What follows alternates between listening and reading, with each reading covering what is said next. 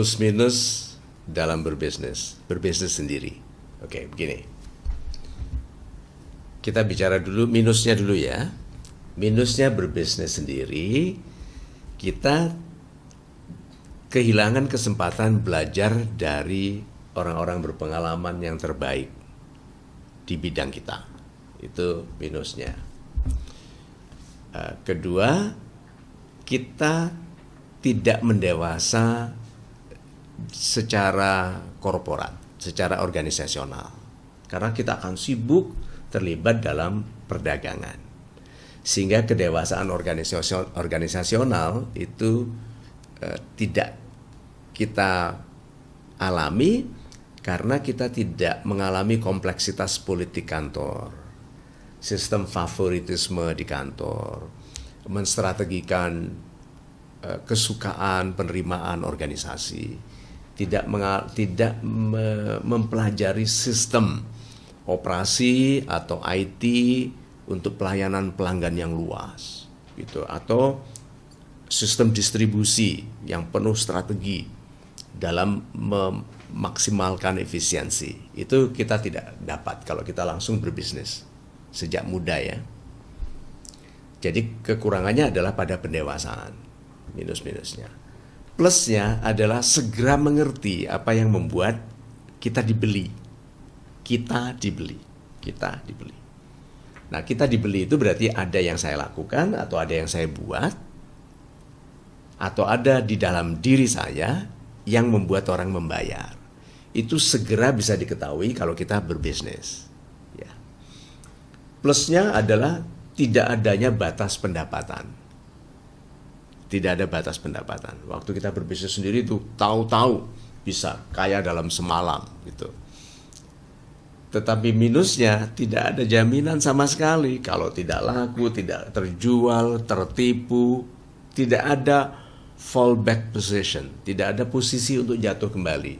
Karyawan punya gaji, bahkan waktu sakit masih digaji, gitu toh. Cuti diberikan waktu untuk liburan, untuk istirahat. Nah, plus minus ini lebih kelihatan minusnya bagi penakut, yes, kelihatan plusnya, positifnya bagi yang pemberani. Gitu. Nah, terus Pak Mario sendiri pilih yang mana? Begitu toh. Begini, waktu muda, waktu saya masih SMA di Amerika dulu, meskipun sejak muda ingin berbisnis sendiri, tapi waktu di Amerika dulu saya melihat banyak sekali bisnis kecil. Kan semua negara yang kuat itu bisnis kecil itu dominan. Di negara seperti Indonesia, bisnis kecil itu sedikit dibandingkan pegawai. Indonesia ini besar jumlah pegawai. Nah, untuk masuk ke konsep bisnis kecil, saya mengkaryawankan diri. Mengkaryawan diri berarti apa? Masuk menjadi karyawan. Saya masuk ke perusahaan pengecatan rumah, jadi tukang cat, mendaftar di situ gitu.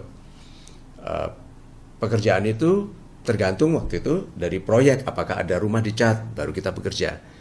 Wah, kalau begitu saya bisa banyak menganggur ini selama musim panas. Jadi saya mengkaryawankan diri lagi ke satu kelompok anak muda yang punya bisnis motong rumput. Rumah orang-orang di real estate, saya jadi pemotong rumput, dorong mesin itu, gunting, potong pagar tanaman itu. Di situ baru saya mengerti, oh konsep bisnis itu begitu. Lihat plusnya apa? Plusnya bagi karyawan di situ, belajar income flow, jadi pintu masuknya uang dari pesanannya, dari pelaksanaannya, pembayarannya, masuk ke bank, dia bayar pajak.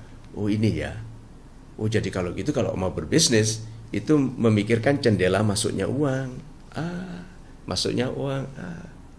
Nah supaya orang tahu, oh iya ya, sebagai karyawan kita tidak terpikirkan bagaimana perusahaan ini dikenal sampai menerima order, itu loh. Nah sebagai pebisnis itu harus dipelajari dari awal langsung sendiri. kerasnya bukan main pendidikannya karena tidak tahu caranya mendapatkan order, tapi sudah memutuskan berbisnis tanpa kemampuan membiayai kehidupan. Jadi plus minusnya berbisnis sendiri, banyak sekali minusnya di awal. Sedihnya, penderitaannya, orang memulai bisnis sendiri itu banyak sekali. Plusnya adalah kalau jadi, udah konsep rezeki. Karyawan membatasi rezekinya dengan gajinya. Kalau dia malas, dia hanya menunggu kenaikan gaji sesuai dengan COLA, Cost of Living Adjustment. Penyesuaian biaya hidup, inflasi. Berapa? 10%, 5%?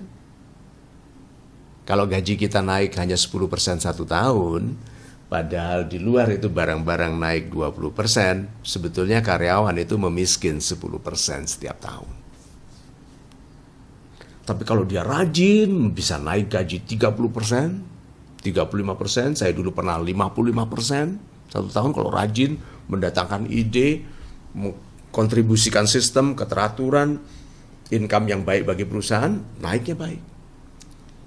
Nah, transisi antara karyawan ke bisnis, kalau kita serius berlaku, ini penting sekali ya, kalau kita serius berlaku seperti pebisnis saat menjadi karyawan, transisi dari karyawan menjadi pebisnis sangat alamiah.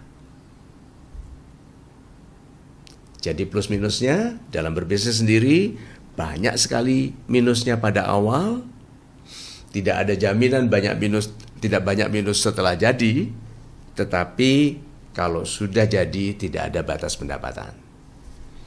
Plus minusnya sebagai karyawan, plusnya banyak waktu memulai, yaitu pendidikannya, pelajarannya.